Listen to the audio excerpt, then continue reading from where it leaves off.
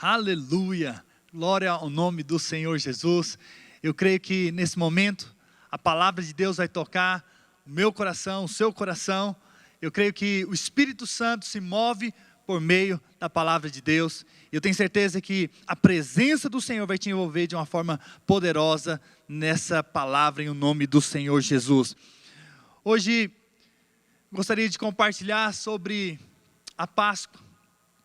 Na verdade, sobre o que aconteceu há 2000 anos atrás. Hoje se comemora a Páscoa em todo o mundo cristão. E vindo para cá, para ministrar a palavra de Deus, Deus tocou no meu coração e me lembrou de como que deve ter sido aquele momento, aquele tempo que os discípulos tiveram com Jesus ali na crucificação. E na sexta-feira, vocês sabem, Jesus morre.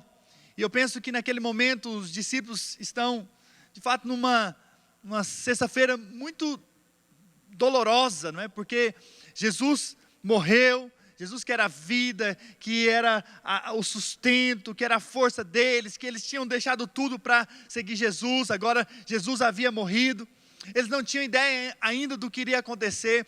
Essa sexta-feira para eles, então, foi uma sexta-feira de morte. E uma sexta-feira de tristeza pela perda de Jesus. Certamente eles estavam cheios de medo, cheios de desesperança, não sabendo o que iria acontecer.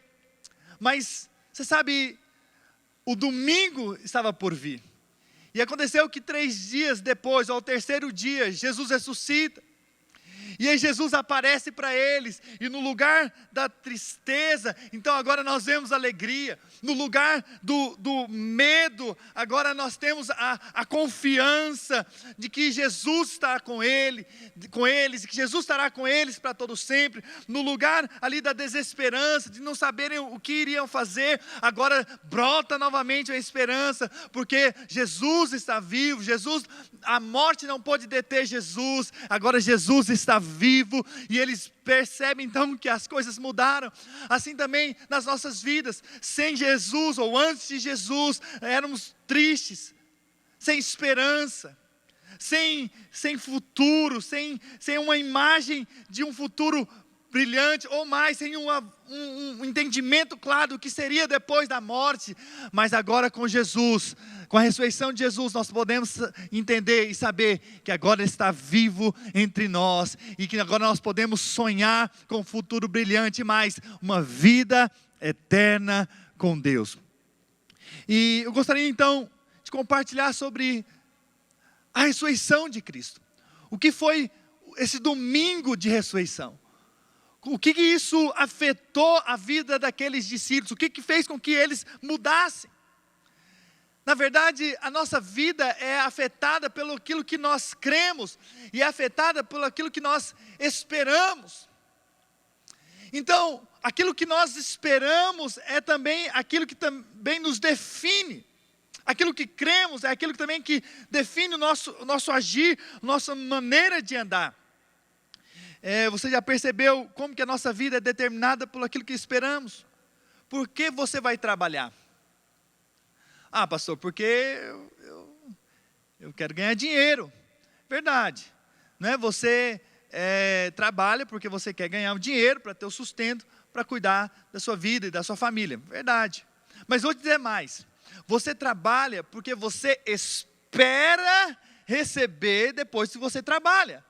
Concorda comigo? Então, porque você espera, porque você sabe e você acredita que o seu patrão vai te pagar, você então trabalha.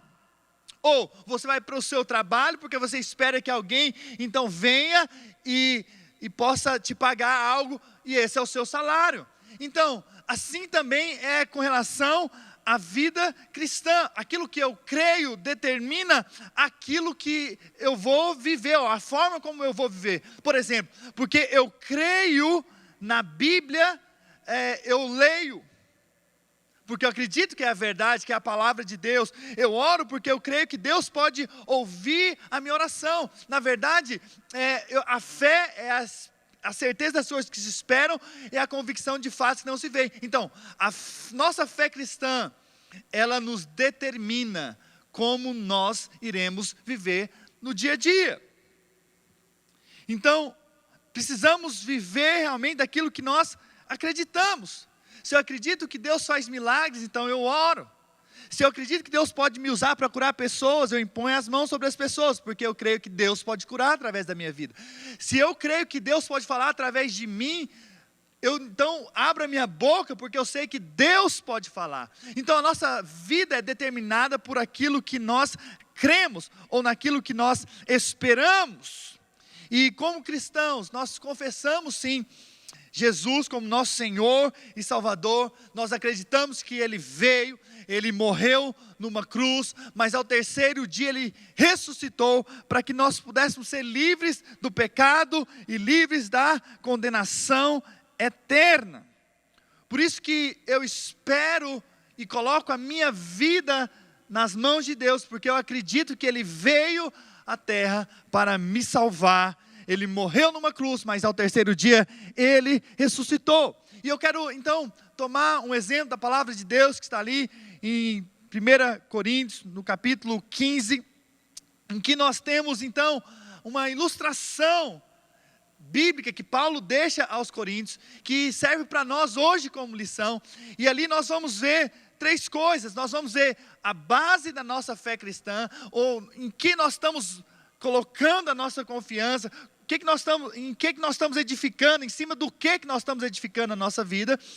Nós também vamos falar qual que é a nossa esperança quanto à ressurreição, o que significa a ressurreição de Cristo para nós, e no final nós vamos compartilhar então a respeito da nossa vitória, onde está a nossa vitória. Por isso eu tenho certeza que o Espírito Santo vai falar poderosamente com você, porque há muito poder na ressurreição, e quando nós colocamos a nossa esperança naquilo que Jesus fez, pode ter certeza, nossa vida é afetada, nossa vida é mudada, a nossa vida é transformada, e aí sim podemos viver em paz, em alegria, sem medo do amanhã, mas pelo contrário, crendo que nosso Redentor vive, crendo que Jesus está vivo, e Ele está conosco, e nós estaremos com Ele para todos sempre, amém. Diga um amém bem forte, onde você está, aleluia. Primeiro, eu gostaria de falar a respeito da nossa base cristã, ou no que nós estamos fundamentados. Todo edifício, ele precisa de um fundamento. O fundamento é aquilo que dá sustentação. Assim como na engenharia, eles estudam e aí eles então fazem projetos a partir da fundação, e dependendo do tamanho do edifício, precisa também de um fundamento maior e mais resistente. Então, assim também é na vida cristã. A vida cristã, ela tem um fundamento. Paulo diz que ele lançou o fundamento. O fundamento é Cristo, ou seja, a base da nossa confiança, da nossa existência, e o que nos faz viver e orar a Deus, e buscar a Deus, falar a respeito de Deus, crer a respeito de Deus, é porque nós temos uma base, e essa base se chama Cristo. Então, Paulo começa dizendo, em 1 Coríntios capítulo 15, versículo 1, o seguinte: irmãos, venho lembrar-vos o evangelho que vos anunciei, o qual recebestes e no qual ainda perseverais. Por ele também sois salvos, pelo esse evangelho, as boas novas de Cristo, se retiverdes a palavra tal como vô-la preguei, a menos que tenhais crido em vão. Antes de tudo, vos entreguei o que também recebi, que Cristo morreu pelos nossos pecados, segundo as Escrituras, e que foi sepultado, verdade, foi sepultado, e ressuscitou ao terceiro dia, segundo as Escrituras. Então, qual que é o fundamento da nossa fé cristã? Paulo coloca aqui claramente o fundamento. O fundamento é que Cristo morreu.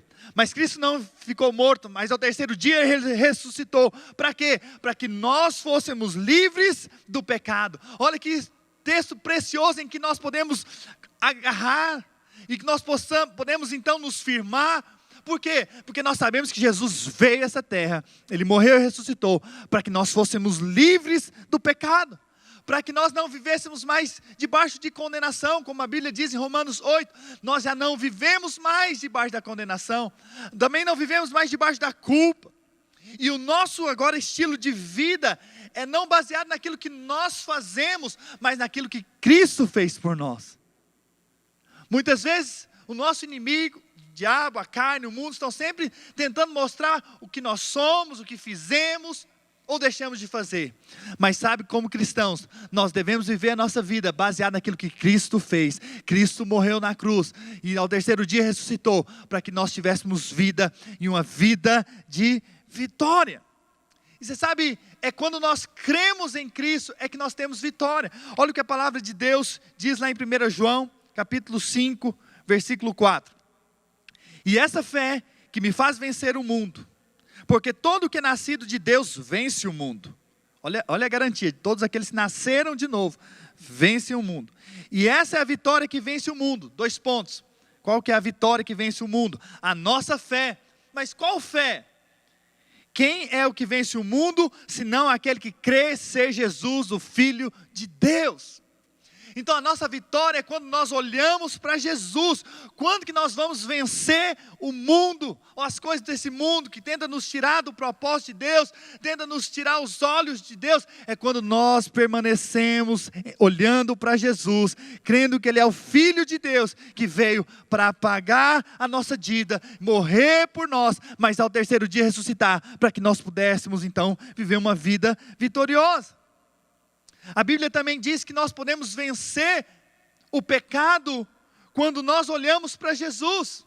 Olha o que a Bíblia diz lá em Hebreus 12. Diz assim: portanto, também nós, visto que temos a rodear-nos tão grande nuvem de testemunhas, desembaraçando-nos de todo o peso e do pecado que tenazmente nos assedia, corramos com perseverança a carreira que nos está proposta, olhando firmemente para o autor e consumador da nossa fé. Quem que é esse? Jesus, o qual em troca da alegria que lhe estava proposta, suportou a cruz, não fazendo caso da ignomínia, da vergonha, está sentado à destra do trono de Deus. Mais uma vez, mostra que quando nós estamos com esse fundamento, o fundamento correto, o fundamento é Cristo, então nós podemos vencer o mundo, nós podemos vencer o pecado, mas a Bíblia diz lá também, em Apocalipse 12, versículo 11, eles, pois, o venceram. Venceu quem? O inimigo, o acusador, o diabo. Você pode ler ali depois o contexto.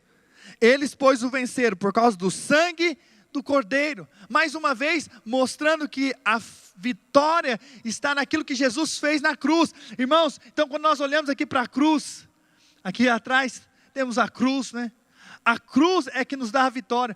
E isso equivale ao amor de Deus por nós. Na cruz Jesus nos amou, e não apenas nos amou, mas nos deu vida, a vida eterna, e não apenas uma vida eterna, mas nos deu também a fé para vencer o diabo, a carne, o pecado, e vencer o mundo. Então por isso nós precisamos estar firmes nessa base sólida, a base de fato do que Cristo fez na cruz do Calvário. Aí sim nós podemos viver uma vida vitoriosa. E então Paulo continua dizendo, o segundo aspecto desse texto, qual que é a nossa esperança quanto à ressurreição? Paulo então traz uma clareza a respeito do poder da ressurreição, daquilo que isso significa para nós, e isso é tão importante, que eu quero compartilhar isso, porque marcou o meu coração. No verso 12 do capítulo 15, diz, ora, se é corrente pregar-se que Cristo ressuscitou dentre os mortos, como pois afirmam alguns dentre vós que não há ressurreição de mortos? Aqui nesse capítulo, alguns cristãos estão dizendo que não há ressurreição dos mortos. E aí Paulo então começa a escrever a respeito da ressurreição e do valor da ressurreição. E no versículo 19 ele mostra o valor e a importância da ressurreição. Se a nossa esperança em Cristo se limita apenas a essa vida, somos os mais felizes de todos os homens. Olha quão sério é isso. Se nós não acreditamos que há ressurreição dentre os mortos, então nós teremos um problema. Então a vida que nós estamos levando como cristãos não vale a pena ser seguida. E aí Paulo então usa alguns argumentos ao escrever essa carta. Primeiro, se não há ressurreição, então a pregação do evangelho não tem valor nenhum. Lá no versículo 13, do capítulo 15, diz assim, e se não há ressurreição de mortos, então Cristo não ressuscitou. E se Cristo não ressuscitou, é vã a nossa pregação, é vã a nossa fé. O argumento que Paulo usa é bem simples. Se não há ressurreição de mortos, então Cristo não ressuscitou. E se Ele não ressuscitou, para que nós pregamos? Ou qual valor tem a nossa mensagem? O que nós estamos fazendo aqui hoje? O que eu, como pastor, estou fazendo aqui hoje, se Cristo não ressuscitou? Ou o que você está fazendo, dizendo que é cristão, se não há ressurreição de mortos? E aí no versículo 15, Paulo ainda acrescenta: e somos tidos por falsas testemunhas de Deus, porque temos asseverado contra Deus que Ele ressuscitou a Cristo, ao qual Ele não ressuscitou, se é certo que os mortos não ressuscitam. E aí Paulo está dizendo, ó, e você vai ter um problema. Se você diz que Cristo não ressuscitou, você vai ter um problema com Deus, porque você está sendo falsa testemunha, você está mentindo, ok? Então eu não quero ter problema com Deus, mas graças a Deus, que Jesus ressuscitou e está assentado à direita de Deus. E a Bíblia diz que de lá Ele intercede por nós como nosso advogado. E nós cremos sim que Jesus ressuscitou. E por isso nós temos a mensagem mais poderosa dessa terra. A mensagem do Evangelho. A mensagem que todo homem que crê nessa mensagem será salvo e terá a vida eterna. Então, enquanto o mundo prega contra Deus, nós pregamos Cristo como a ponte entre Deus e os homens. E essa mensagem que nos deu vida, quando nós estávamos mortos em nossos delitos e pecados, e nós fomos alcançados pela graça.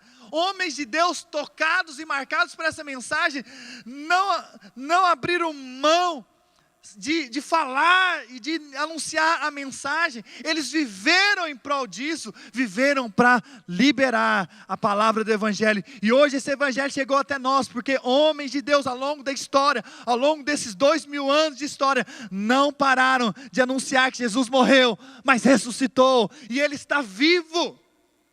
E essa mensagem alcançou até mim e a você.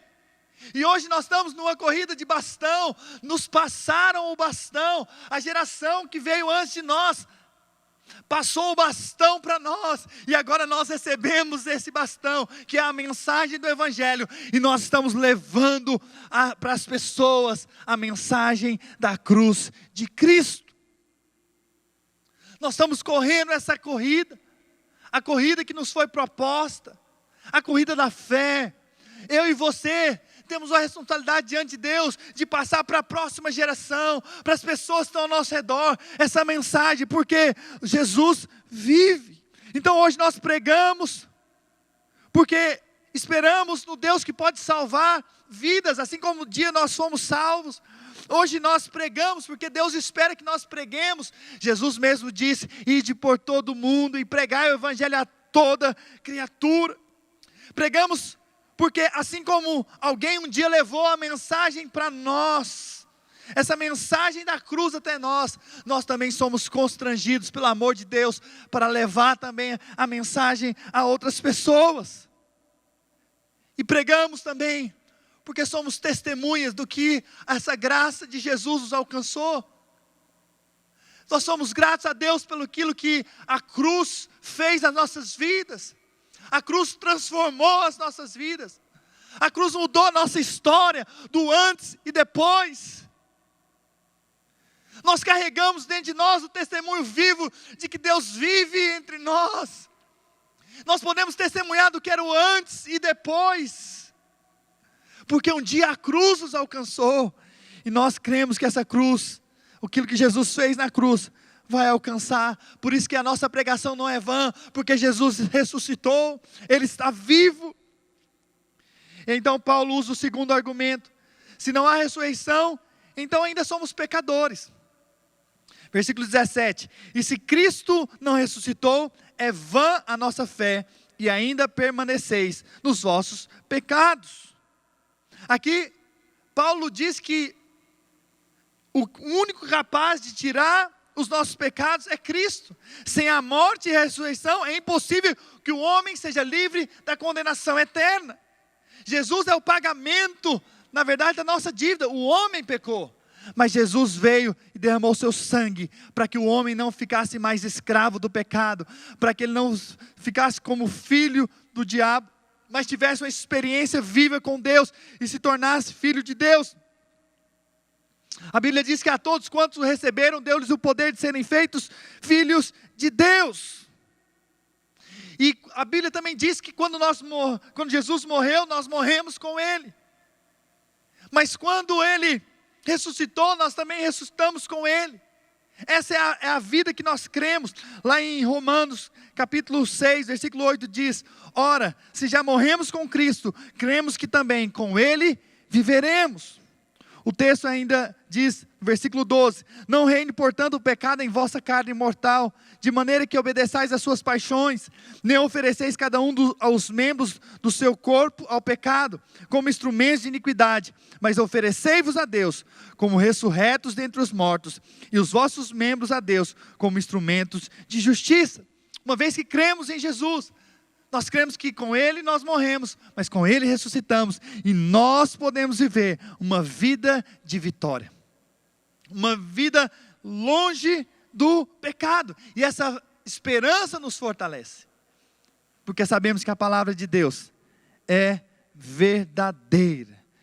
Nós estamos debaixo da graça de Deus, e não da condenação. Agora eu posso viver como livre que sou em Cristo Jesus. O terceiro argumento que Paulo diz: se não há ressurreição, os que morreram pereceram. Versículo 18, capítulo 15 de 1 Coríntios, diz assim: e ainda mais, os que dormiram em Cristo pereceram. A fé errada, ela conduz a um grande problema espiritual. Quando alguns dos coríntios estavam dizendo que não havia ressurreição, eles estavam dando uma sentença final para aqueles que haviam morrido. E eu não consigo imaginar o fim da existência humana após a morte. A vida se torna desprezível. Pensar que a gente nasce, vive essa terra, daqui a pouco a gente morre e acabou. E é só isso. A vida se torna uma vida sem sentido. Mas eu creio no que a palavra de Deus diz, talvez um dos textos mais pregados, mais compartilhados, mais recitados, está lá em João 3,16, porque Deus amou o mundo de tal maneira, que deu seu Filho unigênito, para todo que nele crê não pereça, mas tenha a vida eterna. E é nessa esperança que eu vivo a vida, porque eu creio que meu Redentor vive, eu creio que Jesus está vivo, e porque Ele vive, eu posso crer no amanhã, né? Tantas pessoas têm cantado essa música, né? Porque Ele vive, eu posso crer no amanhã, eu posso crer que de fato eu vou ter um amanhã diferente, na verdade eu vou ter uma vida eterna com Ele, eu vou viver com Deus eternamente. Eu acredito que eu estou apenas de passagem nessa terra. É mais ou menos como você vai para uma viagem, e aí você vai ali para um hotel, e você passa alguns dias ali. Talvez no hotel não seja tudo aquilo que você esperava, mas você sabe que depois de alguns dias você vai voltar para a sua casa. E assim também que eu vivo, eu estou de passagem nessa terra. Aqui não é a minha habitação eterna, eu voltarei para o meu lar, eu estarei de volta a casa que Deus de fato tem para mim, a vida eterna com Ele. E é nessa esperança que nós precisamos viver, a esperança de que eu estou retornando para a casa do Pai, porque eu me tornei filho, a todos os que creram, se tornou filho de Deus. Um dia, Jesus fez um sermão muito duro, e muitas pessoas abandonaram Jesus. Está lá no capítulo 6 de João. E no versículo 68 desse capítulo, diz assim: Senhor, e então esse versículo, esse texto, Jesus pergunta: vocês também vão me abandonar? E a resposta de Jesus está lá no versículo 68. Senhor, para quem iremos? Tu tens as palavras da vida eterna. Um dia, Jesus chegou para os discípulos, então perguntou: vocês também vão me deixar? E aí, então, os discípulos perguntaram: Senhor, para quem iremos? Eu gosto desse texto, porque esse texto está dizendo, para qual pessoa? ou aonde eu vou colocar minha esperança? Porque só tu tens as palavras de vida eterna. Não tem outro caminho, não tem uma vida eterna se não for por meio de ti. Não existe outro em que eu posso me firmar, em que eu posso colocar minha esperança. Os discípulos falaram: não, nós não vamos te deixar, porque só tu tens a esperança para um amanhã com o Senhor para sempre. E eu vou dizer mais: se hoje você está com o Senhor, se hoje você creu naquilo que a cruz de fato fez por você, então eu vou deixar mais um texto da palavra de Deus lá em João capítulo 10, versículo 28. Eu lhes dou a vida eterna, Jesus dizendo, Ele é um bom pastor, que dá a vida eterna. Jamais perecerão, e ninguém as arrebatará da minha mão. Você sabe, ninguém vai tirar você das mãos do Senhor, porque de fato Ele deu a você a vida eterna. Quarto argumento: se não há ressurreição, somos os mais felizes dos homens. Versículo 19, de 1 Coríntios capítulo 15. Se a nossa esperança em Cristo se limita apenas a essa vida, somos os mais infelizes de todos os homens. Por quê? Porque se a nossa vida se limita apenas nessa vida, nós somos infelizes. Aqui, Paulo está dizendo: não coloque a sua vida nesse mundo, não coloque os seus olhos nesse mundo, não coloque o seu coração nesse mundo, coloque os seus olhos em Cristo. Isso aqui é só passageiro, você está aqui de passagem, você não precisa ficar preocupado com essa vida, com as coisas dessa vida, porque eu vou cuidar de ti. O Senhor é que diz para nós, vai cuidar de nós, mas coloque o seu coração nas coisas eternas, tire o seu foco desse mundo, para de buscar as coisas dessa terra.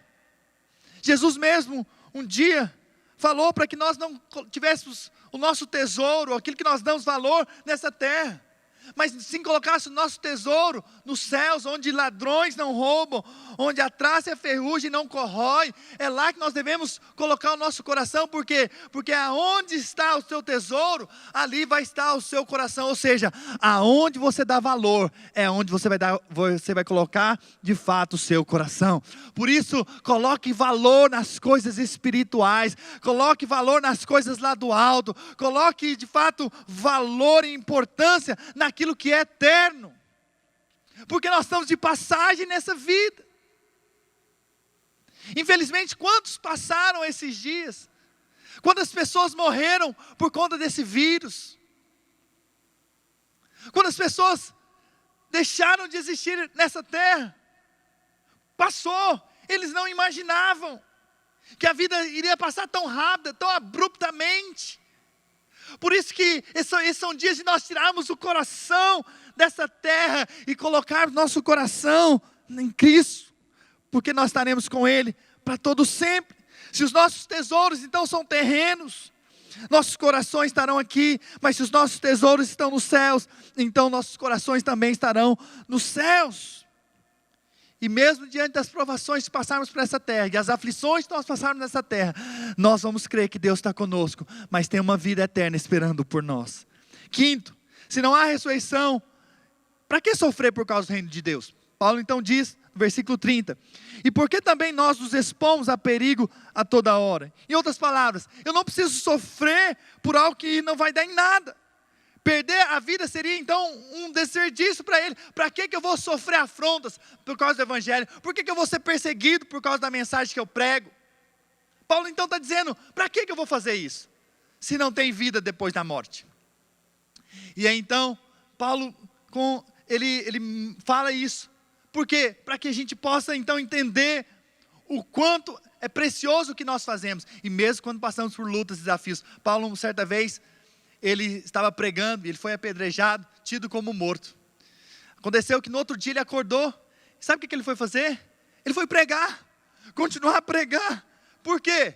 Porque ele entendeu a importância e o valor. E lá em 2 Coríntios 4, 16 até o 18 diz, por isso não desanimamos, pelo contrário, mesmo que nosso homem exterior se corrompa, contudo nosso homem interior se renova de dia em dia, porque a nossa leve e momentânea tribulação produz para nós eterno peso de glória, acima de toda comparação, não atentando nós nas coisas que se veem, mas nas que se não veem, porque as que se veem são temporais.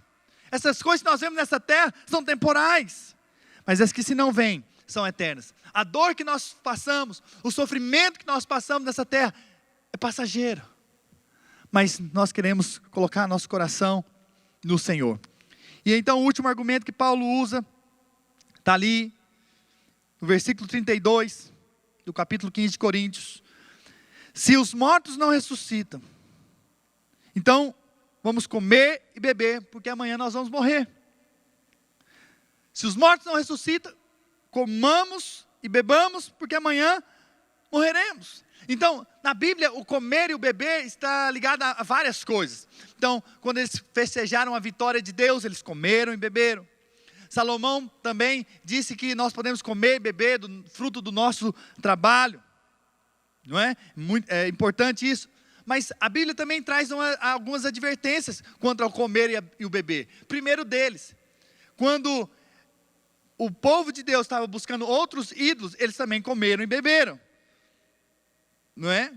A Bíblia também diz que aqueles que não estão preocupados com a volta de Deus, eles também vão comer e beber. E vão se embriagar, como a Bíblia diz que os servos, eles espancaram os conservos. Por quê? Eles passaram a comer e a beber, a se embriagar.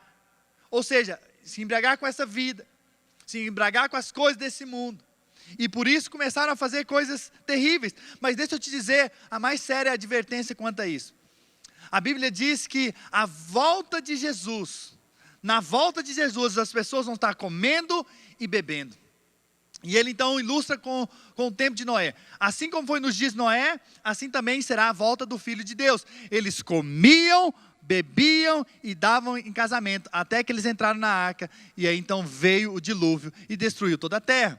Então presta atenção, nós como cristãos, como aqueles que estamos vigiando, nós precisamos viver a vida de fato para comer e beber de Cristo. Não colocar nosso coração nas coisas terrenas. Não viver se alimentando do que o mundo pode nos dar, mas se alimentar do que Cristo pode nos dar. Em João 6, versículo 55, diz assim, Jesus dizendo, pois a minha carne é a verdadeira comida, e o meu sangue é a verdadeira bebida. Quem comer a minha carne e beber o meu sangue permanece em mim, e eu nele. Assim como o Pai que vive me enviou, igualmente eu vivo pelo Pai. Também quem de mim se alimenta, por mim viverá. Esse é o pão que desceu do céu, em nada semelhante àquele que os nossos pais comeram e contudo morreram. Quem comer esse pão viverá eternamente. Ou seja, quem crê que Jesus de fato morreu na cruz, mas ao terceiro dia ressuscitou, ele terá a vida eterna. Por isso que nosso viver hoje é de se alimentar espiritualmente de Cristo, é se alimentar da palavra, é de fato comer e beber de Cristo, é ter prazer, em outras palavras, em Cristo, é amar a presença de Jesus, é desejar as coisas lá do alto. E eu louvo a Deus, porque um dos aspectos que toda essa pandemia desse coronavírus trouxe, é que as pessoas desligaram um pouco das coisas desse mundo, não estão dando tanto valor às coisas desse mundo, e podendo um pouco parar, para meditar que existe uma vida além do que essa que nós vivemos, e que essa vida é cheia de morte, mas nós podemos se alimentar daquele que é vivo, e que pode nos dar a vida eterna. E então, Paulo conclui, mostrando onde está a nossa vitória. Capítulo 15, 1 Coríntios, versículo 55, vou finalizar lendo esse texto. Onde está a morte, a tua vitória? Onde está a morte, o teu aguilhão? O aguilhão da morte é o pecado, e a força do pecado é a lei. Graças a Deus, que nos dá a vitória por intermédio de nosso Senhor Jesus Cristo. Você quer ter vitória nesses dias? Então, coloque sua vida em Cristo Jesus. Quando você coloca a sua vida focada nas coisas dessa terra, você não vai vencer. Mas quando você coloca os seus olhos em Jesus, você então pode viver uma vida de vitória. E o texto continua dizendo, portanto, meus amados irmãos, sede firmes, inabaláveis e sempre abundantes na obra do Senhor, sabendo que no Senhor o vosso trabalho não é vão. Quando você coloca os seus olhos em Jesus, quando você coloca a sua esperança na ressurreição, naquilo que Cristo fez por você, você vai se tornar firme, inabalável. E você de fato vai trabalhar para o Senhor nesses dias, sabendo que o seu trabalho não é vão. É tempo de vermos uma colheita espiritual. É tempo de erguermos nossos olhos para Jesus e contemplar o Rei dos Reis, contemplar aquele que está vivo. E é tempo de nós lançarmos palavras de fé, palavras de esperança, palavras de vida no meio da morte, no meio do caos, no meio da enfermidade. Nós temos a palavra de Cristo. É tempo dos cristãos se levantarem. É tempo de anunciarmos as boas novas de Jesus. É tempo de dizermos: Jesus está voltando. Jesus é a esperança para essa terra. É tempo de nós trabalharmos, porque o nosso Redentor está vivo, o nosso Senhor está vivo. Que Deus possa nos trazer revelação, e nós possamos colocar a nossa esperança na ressurreição de Cristo, para que possamos viver uma vida vitoriosa em o nome do Senhor Jesus, amém?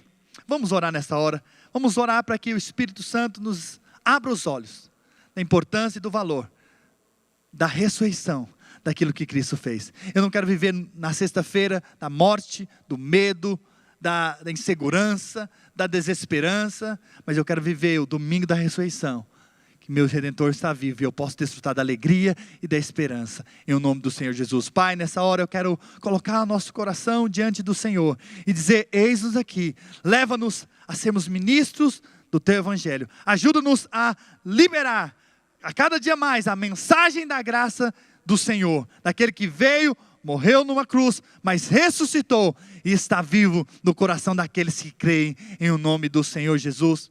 Aleluia. Eu gostaria também de fazer uma oração com você que nunca teve a oportunidade de entregar sua vida para Jesus. E talvez você tenha vivido esses dias sem esperança, sem onde se apoiar. Você não tem fundamento. Você parece que está afundando nesses dias, porque não sabe aonde colocar sua confiança mais. Mas eu quero te dizer, há uma esperança na ressurreição. Há uma esperança em Jesus Cristo. E você hoje pode entregar a sua vida para Jesus. Coloque a mão no seu coração. Repita após mim, aonde você está mesmo. Repita após mim essa oração. Diga assim: Senhor Jesus, eu creio que o Senhor morreu e ressuscitou para me dar uma vida eterna. Por isso, eu te aceito como Senhor e Salvador da minha vida. Entra na minha casa, na minha família, na minha história, em nome de Jesus. Amém. Aleluia. Essa simples oração de fé te tornou filho de Deus, te fez nascer de novo. Sabe de uma coisa? Se conecte agora com a igreja, se conecte com pessoas que vão de fato viver essa vida do Evangelho que nós pregamos em o nome do Senhor Jesus. Aleluia. Gostaria também, como nós temos feito a cada domingo, a cada reunião, nós temos tomado a ceia. E eu gostaria que você então pegasse aí os elementos da ceia. E a Bíblia diz lá em 1 Coríntios, no capítulo 11, versículo 23, porque eu recebi do Senhor o que também vos entreguei, que o Senhor Jesus, na noite em que foi traído, tomou o pão e, tendo dado graças, o partiu e disse: esse é o meu corpo que é dado por vós, fazei isso em memória de mim. Por semelhante modo, depois de haver ceado, tomou também o cálice, dizendo: este é o cálice, é a nova aliança do meu sangue. Fazei isso todas as vezes que o beberdes em memória de mim. Porque todas as vezes que comerdes esse pão e beberdes o cálice, anunciais a morte do Senhor, até que Ele venha. Então nós estamos aqui, cumprindo aquilo que Deus de fato deixou para nós. Nós estamos aqui para anunciar a morte de Cristo, mas também a sua ressurreição, e que Ele voltará em o nome do Senhor Jesus. Pegue agora o seu pão, pega para cima e diga assim: esse pão é o corpo de Cristo, que foi partido em meu lugar. E ao comer desse pão, eu como vida para o meu corpo, para o meu espírito, em nome de Jesus. pegue também o seu cálice, diga-se: esse cálice é o cálice da nova aliança, e por esse sangue eu fui perdoado, eu fui lavado, redimido, e por esse sangue eu tenho a vida eterna com Deus para todo sempre. Amém. Aleluia. Glória a Jesus. Coma o seu pão e beba o seu cálice.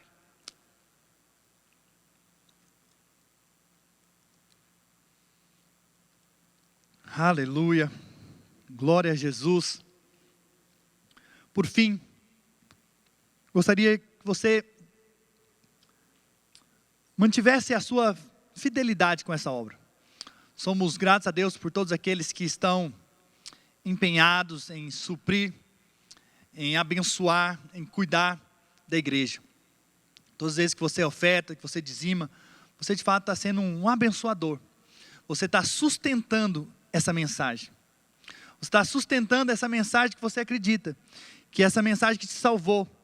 Você sustenta uma palavra, você sustenta uma mensagem de que Cristo não está morto, mas Cristo vive, Cristo ressuscitou.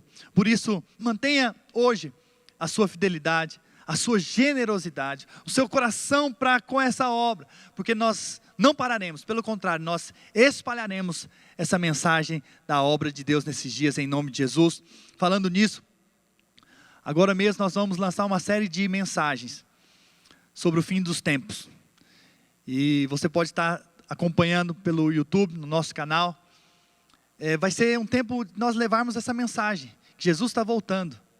Mas nós queremos deixar claro o que a Bíblia diz sobre o fim dos tempos. E eu creio que você vai ser impactado e marcado por essas palavras, em nome do Senhor Jesus. Eu creio que Deus está conosco. E Deus nos deu uma mensagem para o fim dos tempos que nós estamos vivendo, em nome do Senhor Jesus. E nós vamos anunciá-la mais e mais, a cada dia, em nome do Senhor Jesus, até que Ele volte. Maranata, que venha o Senhor, em nome do Senhor Jesus.